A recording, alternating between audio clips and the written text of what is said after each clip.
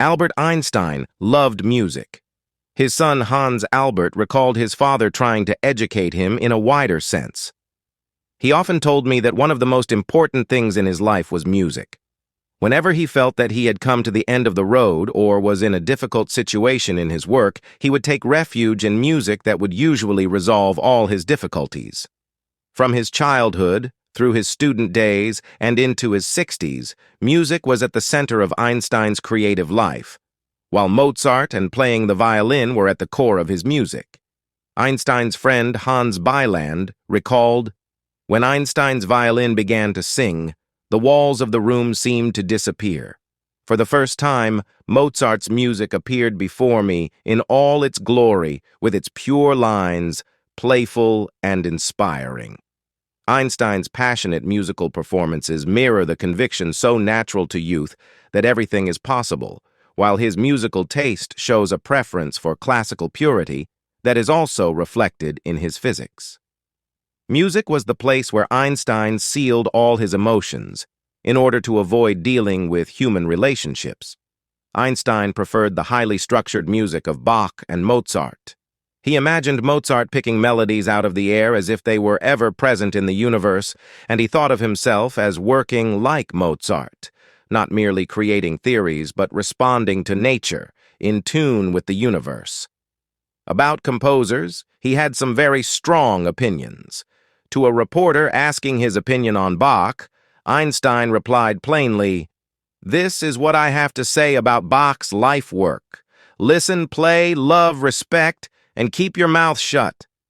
He found Handel interesting, but somewhat shallow. Beethoven was too melodramatic, and besides, he created his music. Some of Brahms he considered significant. But most of his works have for me no inner persuasiveness, and I do not understand why it was necessary to write them. He thought Richard Strauss gifted, but concerned only with outside effects.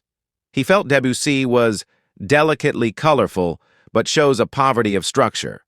One seldom speaks of tastes in science. But Einstein's tastes in music and physics were linked. He thought of both musical and physical truths as something that the mind must appreciate instinctively. Great music cannot be created any more than great physics can be reasoned strictly from experimental data. Some appreciation of the universe's beauty is necessary for both. Einstein's significant creative outputs throughout his life could occur because he developed the main themes of 3 key papers he wrote in 1905 on the special theory of relativity. His results were not the sort that emerge from heaps of calculations, nor did he have time for that approach. They were fruits of the most difficult kind of thinking, conceptual thought, a mode that Einstein used. Thinking is operations with concepts, and concepts are organizing principles that enable us to turn sense perceptions into exact knowledge. That creative thinking is essentially nonverbal seemed clear to Einstein. How else could we wonder quite naturally about some experience? Wondering quite naturally is at the root of his highly visual thought experiments. For Einstein, creative thinking occurred in visual imagery, and words were sought only later in a secondary stage. In summary, as a musician and a physicist, Einstein was an anti-positivist. In music, beyond notes and instruments, was the holy world where melodies floated.